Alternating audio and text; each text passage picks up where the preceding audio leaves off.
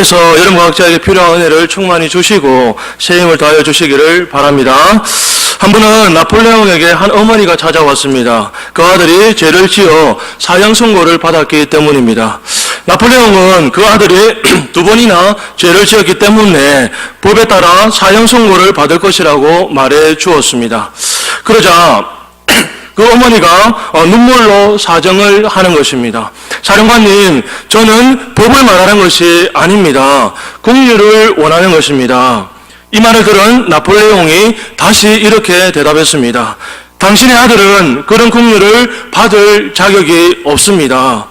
알지요? 그럴 자격이 없음을 저도 너무나 잘 알고 있습니다. 그렇기 때문에 긍휼을 베풀어 달라는 것 아닙니까? 자격이 있다면 왜 긍휼이라고 하겠습니까? 이런 어머니의 호소를 듣고 결국 나폴레옹은 그 아들을 완전히 사면시켜 주었습니다. 그 어머니는 긍휼에 대해서 종국을 지르는 말을 한 것입니다. 자격이 있다면 긍휼이라고 하겠습니까? 자격이 있으면 긍휼이라고 하겠습니까? 그렇습니다. 긍휼이란 자격 없는 자들에게 베풀어지는 은혜인 것입니다. 오늘 말씀은 바로 다윗이 이런 긍휼을 입은 장면입니다. 다윗이 어떤 사람이었습니까? 다윗은 대단한 사람, 위대한 사람이었습니다. 성경의 다른 그 어떤 인물보다도 다윗에 대해 기록된 분량이 많습니다. 성경 66권 중에서 28권이 다윗에 대해 언급하고 구약 성경에서만 무려 66장에서 다윗을 말하고 있더라는 것이지요. 다윗은 하나님을 정말로 사랑하고 의지하는 믿음의 사람이었습니다. 대표적인 예가 골리앗과의 싸움이지 않습니까? 골리앗이 하나님의 이름을 모욕했을 때 하나님을 의지하고 용감하게 싸워 이겼던 사람이 바로 다윗입니다. 그래서 그런 다윗을 향하여 하나님은 내 마음에 합한 자, 내 마음에 꼭 맞는 자라고 극찬을 다윗을 통해 하나님의 모든 뜻을 이루어 가시겠다고 했던 인물입니다. 그런데 이런 다윗도 하나님의 말씀에 불순종하여 타락한 적이 있었다는 것입니다. 이 사실이 우리에게 얼마나 큰 위로가 됩니까? 저런 대단한 평가를 받는 사람도 믿음 생활을 잘하다가 넘어졌다는데 하물며 우리는 어떻겠습니까? 그렇습니다. 우리가 넘어질 수 있습니다. 쓰러질 수 있습니다. 중요한 것은 그때 우리가 어떤 자세, 어떤 태도를 가지고 극복하느냐에 있다는 것이죠. 오늘 다윗을 통해 이것을 배울 수 있기를 바랍니다. 그렇다면 여러분은 언제 다윗이 타락했다고 생각하십니까? 아마 대부분 사람들은 우리아의 아내 바세바와의 동침 사건이 생각나실 것입니다. 맞습니다. 그런데 이 사건 이전에 다윗이 하나님을 떠나 무려 1년 4개월이라는 긴 시간 동안 하나님 없이 주님 없이 자기 마음대로 살았던 적이 있었습니다. 다윗의 어두운 시절이지요. 놀랍지 않습니까? 어떤 삶을 살았는지 사무엘상 27장 7절에서부터 12절을 보며 너무나 잘 알 수 있습니다. 한 절씩 교독해 보겠습니다. 다윗이 블레 사람들의 지방에 산 날수는 1년 4개월이었더라.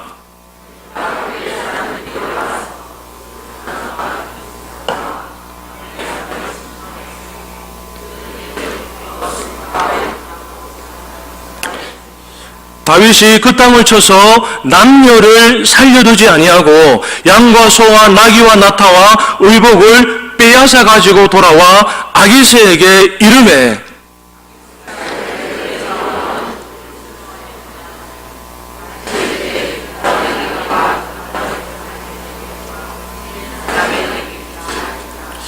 다윗이 그 남자를 살려서 가도로 데려가지 아니한 것은 그의 생각에 그들이 우리에게 대하여 이르기를 다윗이 행한 일이 이러하리라 하여 블레셋 사람들의 지방에 거주하는 동안에 이같이 행하는 습관이 있었다 할까 두려워함이었더라.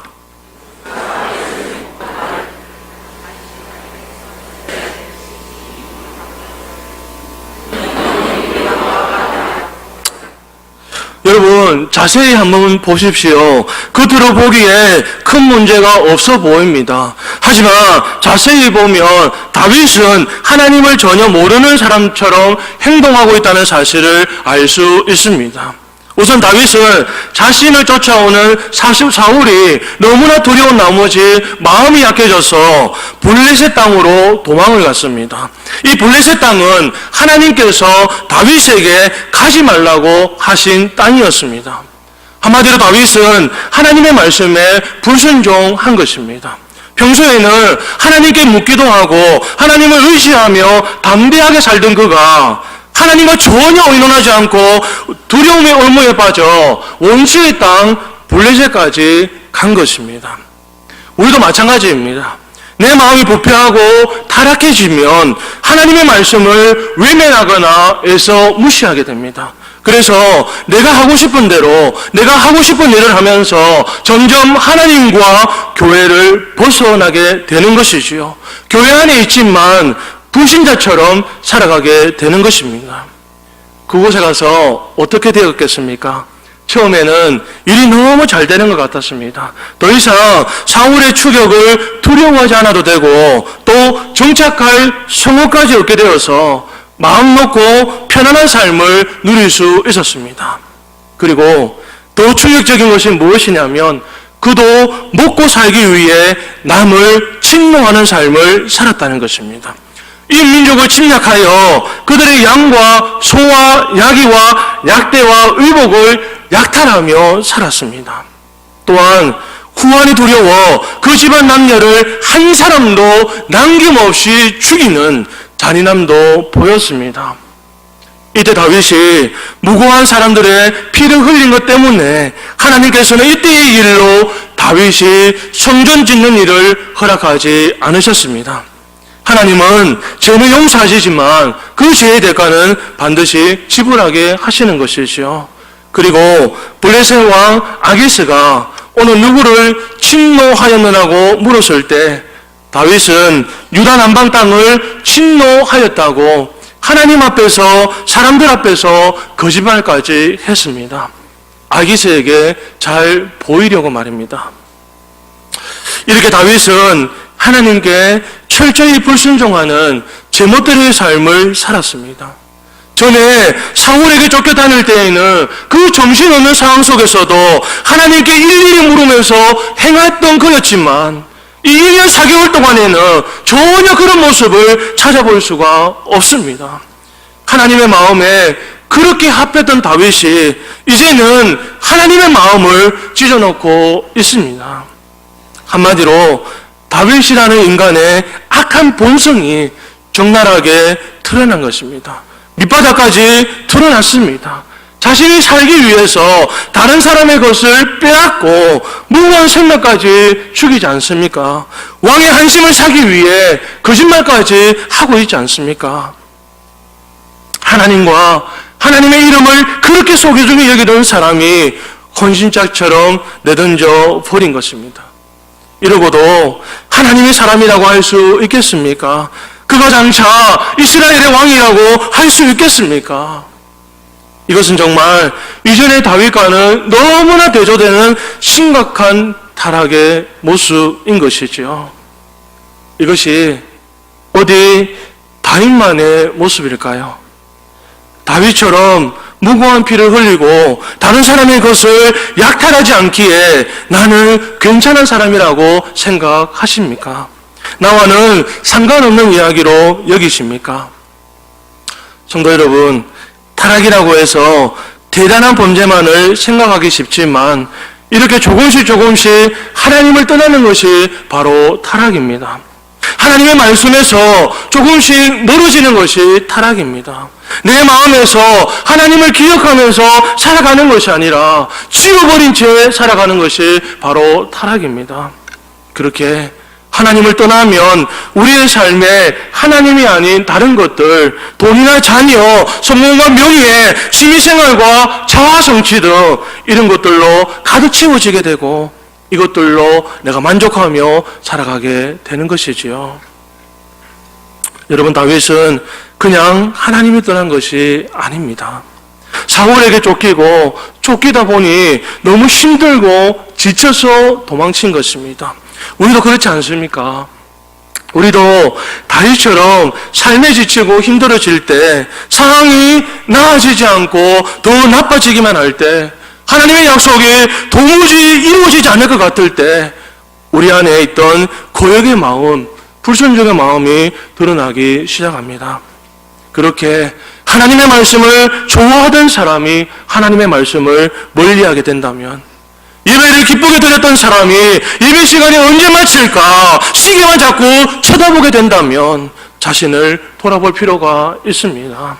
기도하는 자리, 성김에 봉사하는 자리에 나아가기를 즐겼던 사람이 이제는 세상 사람들과 어울려 세상의 일과 세상의 즐거움에 빠지게 될 때 우리는 우리 자신의 모습을 하나님 앞에서, 말씀 앞에서 반드시 점검해 보아야 하는 것입니다. 재작년에 저는 오랜만에 학창시절 믿음 생활을 함께 했던 친구들을 만나러 서울에 간 적이 있었습니다. 그때 그 시절 저희는 참 열심히 신앙생활을 하며 뜨겁게 하나님을 사랑했습니다. 학교를 마치면 아무리 늦은 시간이라도 꼭 교회에 와서 말씀 읽고 기도하면서 살았습니다. 토요일 밤 12시가 되면 모든 공부하는 것을 멈추고 주일을 온전히 보내고 난 뒤 저녁 12시가 딱 되면 책을 펼쳐서 공부하면서도 즐거웠고 행복했습니다. 모인 친구 중에는 공군사관학교로 나와서 중령이 된 친구, 한양대를 졸업하고 모 대기업의 고액 연봉을 받으며 스카웃된 친구, 한국 외대를 나와서 중국과 해외를 오가며 무역 업무를 보는 친구 등 나름대로 사회적으로 인정받고 겉으로는 괜찮게 살아가고 있었습니다. 그런데 시간이 지나가면서 가슴 아픈 사실은 이들 모두 하나님을 떠난 상태였다는 것입니다. 아예 교회를 출석하지 않거나 하나님을 믿지만 겨우 예배에 참석하는 정도였습니다. 교회를 비판하고 말씀을 부정하며 오히려 불신자들보다 더 목사와 성도들에 대해 악감정을 가지고 있었습니다. 하지만 그 속사정은 가정이 파탄이 나고 보종을 잘못 써서 모든 재산을 날려버리고 미래에 대한 불안과 두려움이 가득 찬 그들의 모습을 보면서 제 마음이 얼마나 아프고 저려오던지요. 저도 이런데 하물며 하나님 아버지의 마음은 오죽했겠습니까? 그렇다면 이런 다윗을 하나님은 그냥 내버려 두실까요? 아닙니다. 여러 가지 시련과 고통을 주시면서 그로 하여금 정신을 차리게 하십니다. 제자리로 돌아오게 하십니다. 이런 다윗에게 무슨 일이 일어난 줄 아십니까? 블레셋과 이스라엘이 전쟁을 하게 되었습니다. 블레셋 왕의 아기새는 다윗이 이스라엘 민족을 미워하는 줄로만 알고 그를 전쟁터에 데려가려 했습니다. 다윗은 꼼짝없이 자기 민족과 피 흘리는 전쟁을 하게 된 것이지요. 장차 이스라엘의 왕이 되어 그들을 보호하고 그들을 다스려야 할 사람이 자기 민족과 피 흘리는 싸움을 할 수밖에 없는 막다른 골목에 이르게 된 것입니다. 그러니 그의 마음이 얼마나 다급하고 괴로웠겠습니까? 그러나 여러분, 긍휼이 풍성하신 하나님은 다윗을 그대로 방치하지 않으셨습니다. 다행히도 블레셋 군대 장군들이 이스라엘의 장군이었던 다윗이 자신들과 함께 전쟁터에 나가는 것을 반대했고, 그래서 다윗과 다윗의 사람들은 모두 자기의 땅으로 돌아가게 되었습니다. 그런데 간신히 전쟁터에 나가지 않고 자기들이 사는 곳으로 돌아와 보니 더 엄청난 일이 벌어진 것입니다. 어떤 일입니까? 자기들이 없는 동안에 아말렉 사람들이 쳐들어와서 모든 여자들, 곧 자기들의 아내와 자녀들을 사로잡아가고 온 성읍을 불태워 버렸다는 것이죠. 바로 오늘 본문에 나오는 1절에서부터 3절까지의 내용입니다. 다 같이 한번 1절부터 3절의 말씀을 읽어보겠습니다. 시작. 다윗과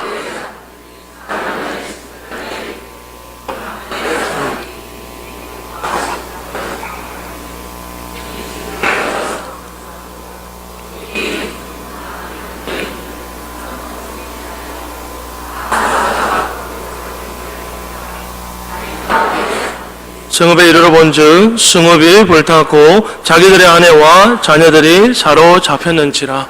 여러분 보십시오. 다윗이 회개하고 돌이키지 않으니까 더 큰 고난을 주신 것입니다. 이것을 보고 그들은 너무 괴로워서 울 기력이 없도록 울었습니다. 그리고 나서 다윗을 추궁하며 돌로 쳐 죽이려고 했습니다. 6절을 보겠습니다. 백성들이 자녀들 때문에 마음이 슬퍼서 다윗을 돌로 치자 하니 다윗이 크게 다급하였으나. 백성들이 누구 때문에 다윗을 죽이려고 했습니까? 자녀 때문에 죽이려고 했습니다. 아내가 무슨 소용이 있겠습니까? 이 남자들이 아내들 때문에 슬퍼하는 것이 아니라 잡혀간 자녀들을 생각하면서 마음이 슬펐다는 것입니다. 여러분 웃으라는 이야기입니다. 네. 아무튼 다윗은 아주 다급한 상황에 처했습니다. 그런데 그 뒤에 나오는 말씀이 중요합니다. 6절의 말씀을 다시 보시면 다윗이 크게 다급하였으나 그의 하나님 여호와를 힘입고 용기를 얻었더라. 바른 성경에 보니 다윗이 큰 공경에 빠졌으나 여호와 자기 하나님을 힘입어 용기를 얻었더라. 다윗이 드디어 자기 하나님을 찾은 것입니다. 그때서야 비로소 다윗은 정신을 차렸습니다. 정신을 차리는 것도 하나님의 은혜가 있어야 되는 것입니다. 제가 아는 한 집사님이 신앙생활을 아주 열심히 하다가 돈을 많이 벌게 되면서 세상적으로 빠지게 되었습니다. 정치인들과 어울려 골프 회동을 하며 하나님을 잊어버린 채 살게 되었습니다. 그때 그 집사님 아내가 이렇게 기도했다고 합니다. 하나님, 제발 제 남편의 사업을 좀 망하게 해 주십시오. 여러분, 어떤 아내가 남편 사업을 망하게 해달라고 기도하겠습니까? 쉽지 않은 일입니다. 그런데 정말로 망해버렸습니다. 쫄딱 망했습니다. 그때서야 집사님은 정신을 차리고 매일 새벽 기도회에 참석했습니다. 얼마나 울었겠습니까? 모든 것을 다 잃어버리고 난 뒤에야 정신을 차렸던 것입니다. 그러던 중에 다시 시작한 사업이 돼지 국밥집이었습니다. 그렇게 장사가 잘 되고 돈을 참 많이 벌었답니다. 그런데 이번에는 손님들이 국밥집이 왜 술을 팔지 않느냐고, 돈 버니까 손님이 우습게 보이냐며 술을 팔 것을 요구하기 시작했습니다.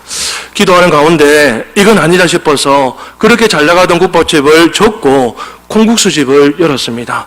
다들 제정신이 아니다 뭐다 했지만 다시 크게 성공하게 되었습니다. 그리고 캄보디아의 평신도 선교사가 되어서 물질을 가지고 고아원을 짓고 선교 활동을 하신다는 이야기를 들었습니다.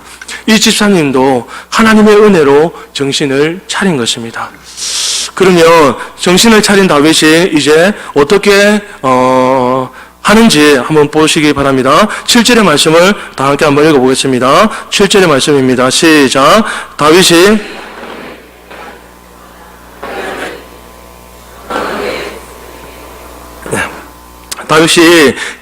제사장 아비아달을 불러 에봇을 가져오게 했습니다. 여러분, 에봇이 무엇입니까? 에봇은 제사장의 옷으로 거기에는 우림과 둠빔이 있어서 예로부터 제사장들이 하나님의 뜻을 물을 때 사용하던 것들입니다. 즉, 다윗이 이제 하나님께 기도하고 하나님께 뜻을 묻겠다는 것입니다. 이것이 정신 차린 자의 모습인 것입니다.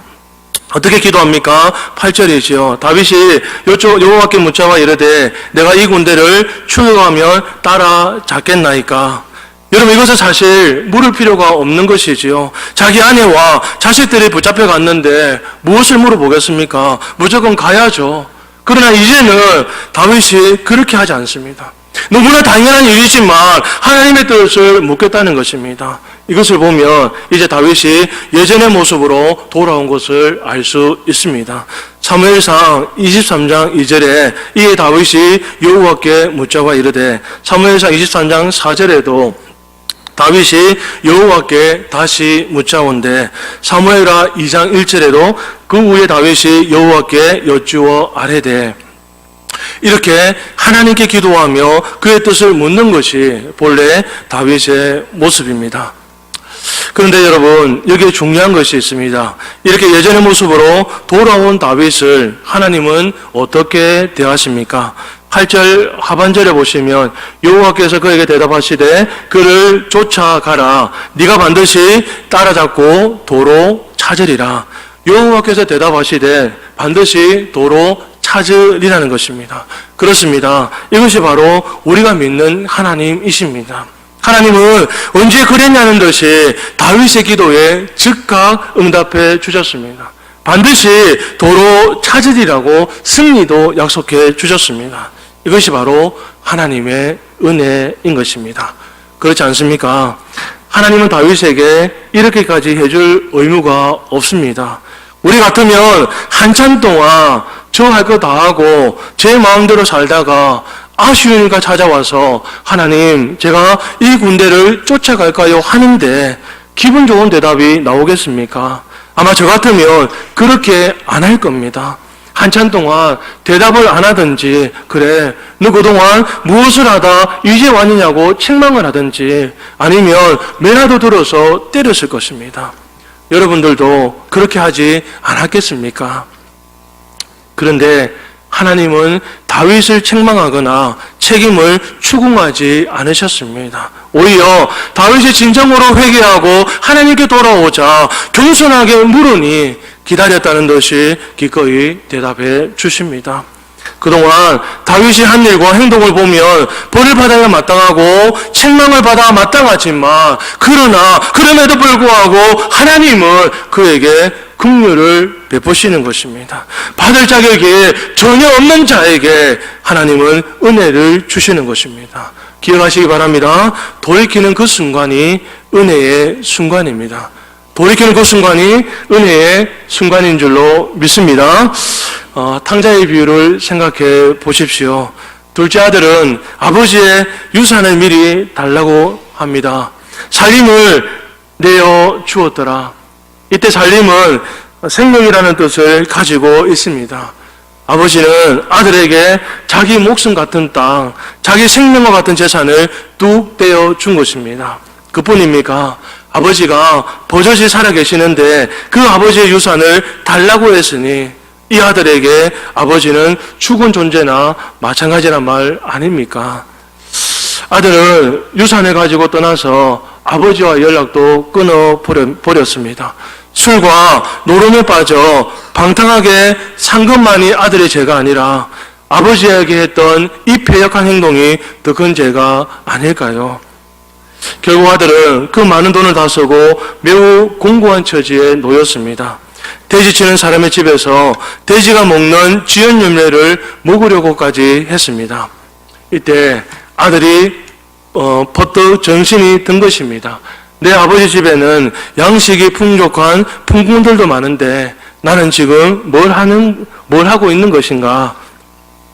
그리고 이 모든 어려움이 자신의 아버지를 떠나왔기 때문이라는 사실을 깨닫고 눈물을 흘리며 회개했을 것입니다.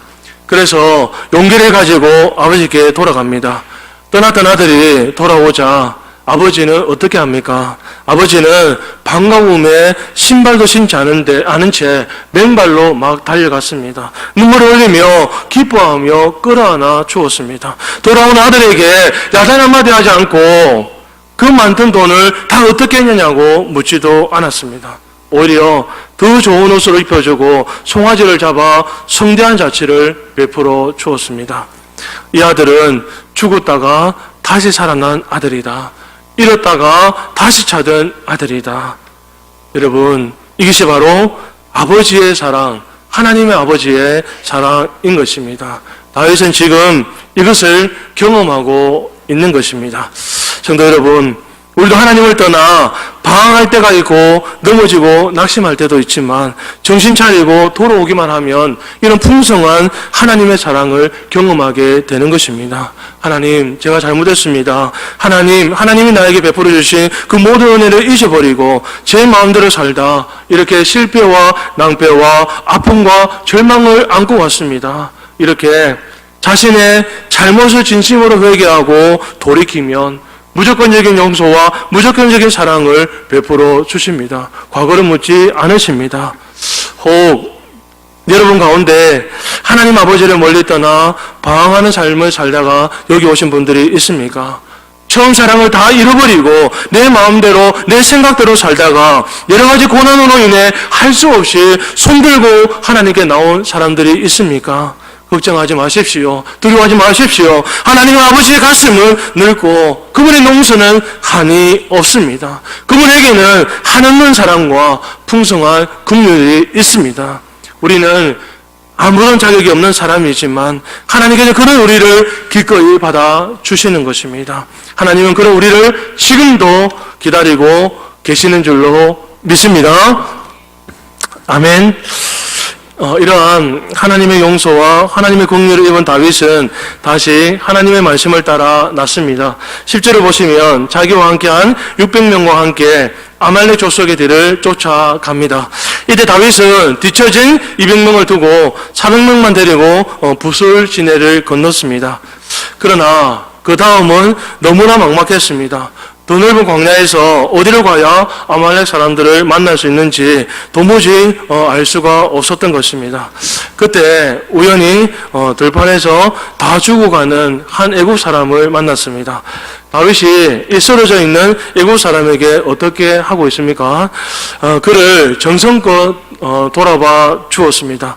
떡을 먹여주고 물을 마시게 하고 무화과 덩이와 건포도 송이를 주었습니다.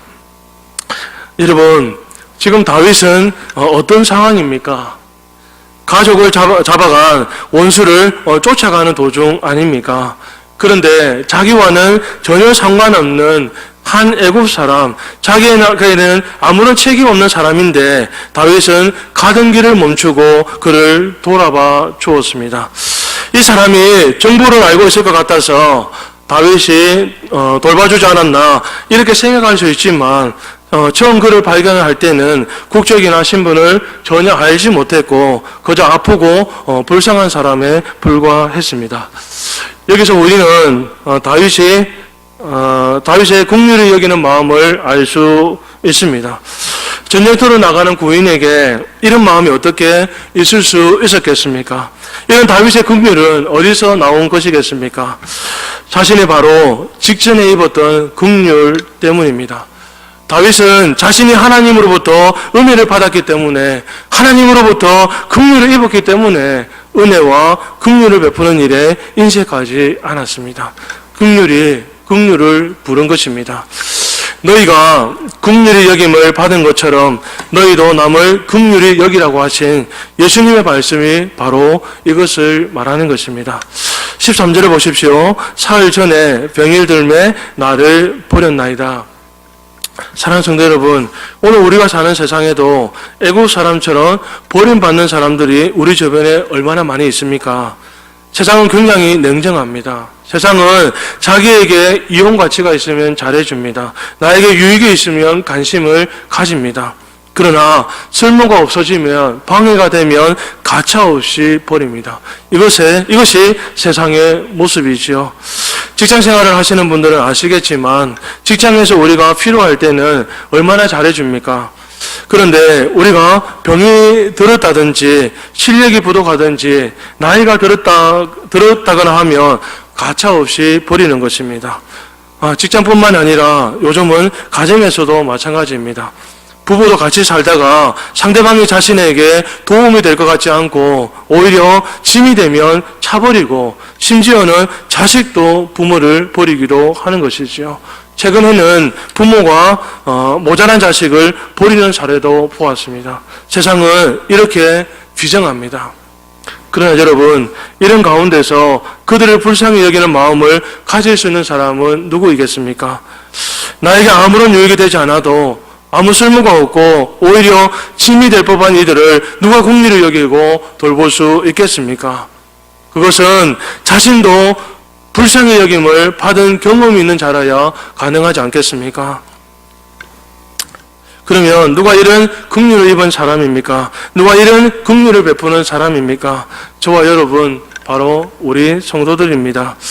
한번 생각해 보십시오. 우리는 하나님을 모를 때 모든 쓸모없는 사람들이었습니다. 버림을 받아 마땅한 사람들이었습니다. 그런데 하나님의 큰 사랑과 긍휼히 여기심으로 인하여 값없이 구원을 받지 않았습니까? 이랬던 생명을 찾고 강명을 얻었지 않습니까? 그러므로 우리가 이전에 그랬던 것처럼 예수님을 믿지 않는 사람을 불쌍히 여겨야 하고 긍휼히 여겨야 하는 것입니다. 어떻게 하든지 이들에게 예수님의 복음을 전하고픈 마음이 있어야 하는 것이죠. 또 육신적으로 어려움에 처한 사람들, 가난과 병에 걸린 사람들, 억울하게 갇힌 사람들, 소외당하는 사람들을 불쌍히 여기는 마음을 갖는 것은 우리가 이미 하나님으로부터 긍휼히 여김을 받은 적이 있기 때문입니다. 그래서 성도는 긍휼히 여기는 마음을 항상 가져야 하는 것입니다. 에베소서 4장 32절에서 이렇게 말씀하십니다. 서로 친절하게 하며 불쌍히 여기며 서로 용서하기를 하나님이 그리스도 안에서 너희를 용서하신 같이 하라. 마태복음 10장 8절에는 이런 말씀이 있습니다. 병든 자를 고치며 죽은 자를 살리며 나병한 자를 깨끗하게 하며 귀신을 쫓아내되, 뒤에 한번 같이 읽어보시겠습니까? 시작. 너희가 거저 받았으니 거저 주라. 너희가 거저 받았으니 거저 주라는 것이죠. 그런데 알고 보니 다윗이 구해준 애굽 사람은 아말렉 사람의 종이었으며 그들이 바로 시글락을 불태운 자들인 것을 알게 되었습니다. 시글락이라는 말을 들었을 때 다윗이 기가 번쩍 뜨였을 것입니다. 이 사람들이 자신들의 집을 침입하고 아내와 자식을 사르러 갔다는 것을 알게 된 것입니다. 그래서 애굽 소년의 안내로 아말렉 족속을 쫓아가서 빼앗겼던 모든 것을 도로찾고 다윗의 두 아내도 구원하여 돌아오게 되었습니다. 18절에서부터 20절이죠. 다 같이 한번 읽어보겠습니다. 시작. 다윗이 아말렉 사람들이 빼앗아갔던 모든 것을 도로찾고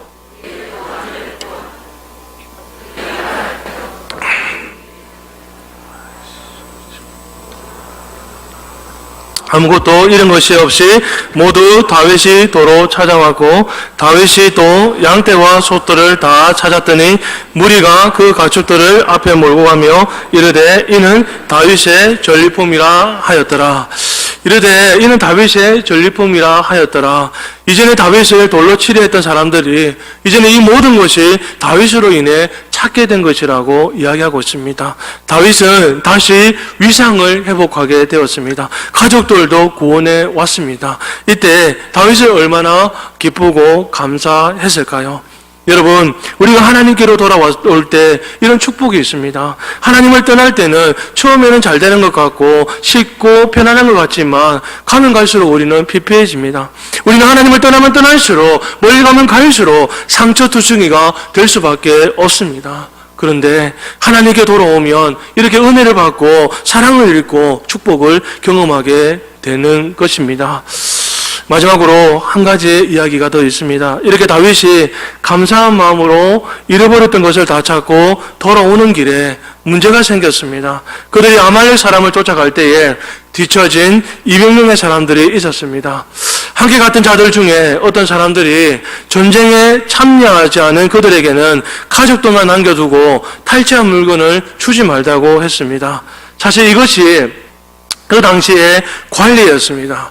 그러나 다윗은 거기에 대해서 무엇이라고 말하고 있습니까?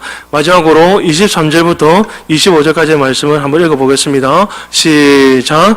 다윗이 이르되 나의 형제들아 여호와께서 우리를 보호하시고 우리를 치려온 그 군대를 우리 손에 넘기셨은즉 그가 우리에게 주신 것을 너희가 이같이 못하리라. 이 일에 누가 너희에게 듣겠느냐? 전쟁에 내려갔던 자의 분깃이나 소유물 곁에 머물렀던 자의 분깃이 동일할지니 같이 분배할 것이니라 하고 그날부터 다윗이 이것으로 이스라엘의 율례와 규례를 삼았더니 오늘까지 이르니라. 잘 보시면 여호와께서 우리를 보호하시고 우리를 치러온 그 군대를 우리 손에 넘기셨은즉 다윗은 전쟁의 승리를 하나님께 돌리고 있습니다. 얼마나 겸손한 말입니까? 하나님이 전쟁에 승리하게 해주셨기 때문에 전쟁에서 얻은 전리품들은 모두 하나님의 것이라고 말합니다.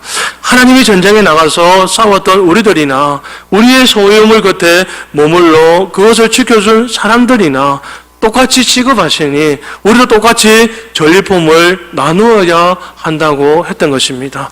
이것은 그때부터 이스라엘의 규례가 되었습니다. 일반적인 세상의 원리로는 전쟁에 이긴 사람이 모든 것을 다 갖는 것이 당연합니다. 그러나 다윗의 생각은 달랐습니다. 싸우기는 자신들이 싸웠지만 승리를 주신 것은 하나님이시고 하나님의 뜻을 모든 사람과 들과 나누는 것이라고 말했습니다. 이것이 하나님의 은혜를 바로 아는 자의 태도입니다. 하나님의 은혜를 경험한 체험한 다윗이었기 때문에 이렇게 말할 수 있었습니다. 지금도 진정으로 하나님의 은혜를 입은 자, 하나님의 긍휼을 체험한 사람들은 자기가 잘해서 그랬다는 말을 하지 않습니다. 모든 것이 하나님의 은혜라고 말합니다. 바울이 그러지 않습니까? 나의 나 된 것은 하나님의 은혜라. 다윗도 이런 고백을 하는 것입니다. 이것이 하나님의 은혜를 입은 자들, 하나님의 긍휼을 체험한 사람들의 특징입니다. 나도 그저 받았으니 그저 주는 것이고, 나도 자격 없이 받았으니 받을 자격이 없는 사람들에게 베푸는 것입니다. 그러나 하나님의 은혜를 모르는 사람들은 왜 나의 것을 남에게 나누어 주느냐고 묻습니다. 절대 손해보지 않으려고 합니다. 세상 사람들은 그것이 당연합니다. 하지만 이것이 과연 불신자들만의 이야기일까요? 하나님의 은혜를 아는 사람들은, 우리들은 내가 가진 모든 것이 내 것이 아니라는 사실을 잘 압니다. 내가 돈을 벌었지만 이것이 내 것이 아니고 하나님의 것임을 잘 알고 있습니다. 내가 어떤 지위에 올랐지만 이것이 하나님의 것이라는 사실을 잘 아는 것이지요. 하나님의 것이기 때문에 하나님의 뜻대로 사용해야 하는데, 하나님의 이 모든 것을 나 혼자 누리라고 욕심부리라고 주신 것이 아니라는 것입니다. 그래서 나보다 어려운 처지에 있는 사람들에게 관심을 가지고 기꺼이 자신의 손을 펴서 남을 도와주는 삶을 살아가는 것입니다. 왜 우리 그리스도인들이 가난한 사람들과 나누는 삶을 살아갑니까? 갇힌 자들을 돌보고 알지 못하는 사람들이 병들었다고 돌아봅니까? 왜 우리와 아무런 상관이 없는 저 먼 땅 태국의 미얀마까지 가서 교회를 세우고 복음을 전하는 것입니까? 이것은 다 우리가 하나님의 은혜를 아는 자들이기 때문입니다. 하나님의 은혜를 받으면 사람들의 마음이 달라지고 인생관이 달라집니다. 지금까지는 이에는 이, 눈에는 눈으로만 살던 사람들이 오른밤을 맞아도 왼밤을 내어주고, 오리를 가자고 해도 식리를 함께 가며 겉옷을 가지고자 하는 자에게 속옷까지 내어주게 되는 것이지요. 이것이 억지로 되는 것이 아니라 진정으로 하나님의 은혜를 경험하고 긍휼을 체험할 때 기꺼이 즐거이 되는 것입니다. 어메이징 그레이스라는 찬송가 305장, 나 같은 죄인 살리신 주은의 놀라워라는 찬양을 다 아시지 않습니까? 이 찬송은 전 세계 수많은 사람들에게 위로와 희망의 메시지로 알려져 있습니다. 영국의 한 소년이 있었습니다. 11살 때부터 신앙생활을 하면서 거짓말과 폭력, 방탕한 삶을 살면서 무신론에 빠져 하나님을 모독하는 말을 하곤 했습니다. 결국 장인한 노예 상인이 되어 수천 명의 아프리카 사람들을 무자비하게 잡아 팔아넘기는 일까지 했습니다. 그러다 어느 날 큰 폭풍으로 배가 침몰할 위기에 빠지자 존 뉴턴은 어머니의 기도와 찬송 소리를 기억해내었고, 그때 비로소 하나님 앞에 무릎을 꿇게 되었습니다. 그래서 나 같은 죄인도, 아니 죄인 중에 개수인 나도 하나님은 결코 버리지 않고 구원해 주셨다고 찬송시를 지었던 것입니다. 이 사람이 영국 국교회 목사로 남은 평생에 복음을 전하며 가난한 자들을 돌보며 노예 해방을 위해 힘썼던 존 뉴턴입니다. 회심을 하고 난 뒤에 죽는 그날까지 뉴턴은 하루도 하나님의 은혜를 잊지 않고 살아가면서 이런 말을 했다고 합니다. 자신은 두 가지를 매일 기억하고 있다는 것이죠. 하나는 내가 과거에 아주 몹쓸 죄인이었다는 것이고, 다른 하나는 그럼에도 불구하고 하나님은 나를 버리지 아니하시고 구원해 주셨다는 사실입니다. 그러기에 나는 내 목숨이 다하는 그 시간까지 복음을 전할 수밖에 없습니다. 주님께 셀 수 없이 많은 죄를 사함 받았음을 알기에 그 누구보다 더 많이 주님을 사랑할 수밖에 없습니다. 성도 여러분, 이렇게 해야 되지 않겠습니까? 하나님의 임재를 경험하고 예배의 기쁨을 회복하며 말씀의 은혜를 두껍게 누려야 하지 않겠습니까? 그래서 자격 없이 놀랍도록 큰 은혜를 입어서 나도 다윗처럼 예수님처럼 자격 없는 누군가에게 긍휼과 자비를 베푸는 삶을 살아가야 하지 않겠습니까? 말씀을 맺겠습니다. 여러분은 어떤 상태로 살아가고 계십니까? 다윗처럼 돌이켜서 하나님의 은혜 가운데 있는 상태이십니까? 긍휼이 넘치는 삶을 살아가고 계십니까? 다시 한 번 더 이 다윗을 생각하시면서 급박한 상황이 놓이기 전에 더 그 어려움이 찾아오시기 전에 하나님 앞에 돌이켜 회개할 수 있는 여러분 되시기를 진심으로 바랍니다. 그런 삶을 살아가시는 여러분들에게 하나님이 말로 다할 수 없는 은혜와 축복을 나리워 주실 줄로 믿습니다. 아멘. 기도하겠습니다. 하나님 감사합니다. 오늘 우리에게 주신 이 말씀을 기억하며 살아갈 수 있는 저희들 되어지게 하여 주시옵소서. 하나님 아버지, 다윗이 정말 하나님으로부터 큰 긍휼과 자비를 입는 것을 보며 하나님 우리에게도 이 긍휼과 자비가 필요하다는 것을 바라보게 되어집니다. 하나님, 우리도 하나님을 떠난 삶을 살아가고 있지는 않은지요. 예배의 자리에 나오지만 우리의 가슴은 식어진 채 살아가고 있지는 않은지요. 하나님, 그렇다면 이 다윗처럼 하나님께로 돌이킬 수 있는 저희들 되어지게 하시고 하나님께로 돌이켰을 때에 하나님께 다윗에게 말로 다할 수 없는 긍휼과 자비와 은혜와 축복을 나누어 주셨던 것처럼 하나님 우리에게도 그와 같은 놀라운 축복과 은혜를 베풀어 주시옵소서. 하나님뿐만 아니라 우리에게 그 놀라운 은혜와 축복을 주실 때 이제는 그것을 가지고 나만 누리는 것이 아니라 이제는 다른 사람에게 베풀며 나누어주는 삶을 살아갈 수 있는 저희들 되어지게 하여 주시옵소서. 감사합니다. 예수님의 이름으로 기도드립니다. 아멘.